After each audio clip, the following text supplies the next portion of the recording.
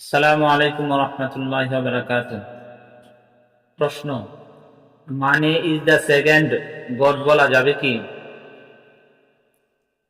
উত্তর, মানে is the second god যদি বিশ্বাসের সাথে কোনো ব্যক্তি বলে তাহলে তার ঈমান চলে যাবে। আর যদি এমনিতেই বলে কোনো ব্যক্তি তাহলে তার ঈমান চলে যাবে না। প্রশ্ন, প্রভু, খুদা, ঈশ্বর, গড শব্দে আল্লাহকে ডাকা যাবে কি? উত্তর, ও মুসলিমরা যে শব্দগুলা তাদের প্রভুকে ডাকে, এই শব্দগুলো মুসলমানরা না বলাই উচিত। মুসলমানদের বিশেষ যে শব্দগুলো আছে, আল্লাহ, রহমান, রহিম, সেগুলা দিয়ে আল্লাহকে ডাকা ভালো।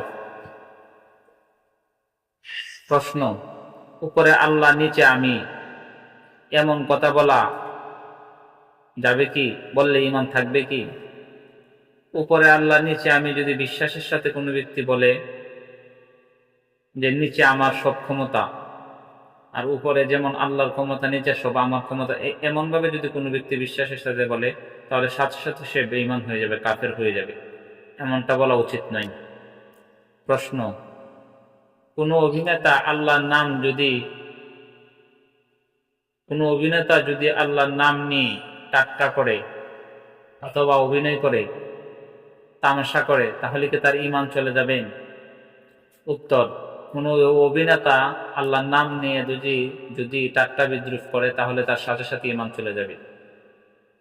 প্রশ্ন, ইচ্ছাকৃতভাবে কোরআনের এক হরফের স্থানে অন্য হরফ পড়া যাবে কি? উত্তর, ইচ্ছাকৃতভাবে যদি কোনো ব্যক্তি কোরআনের এক হরফের স্থানে অন্য হরফ পড়ে তাহলে তার ঈমান চলে যাবে।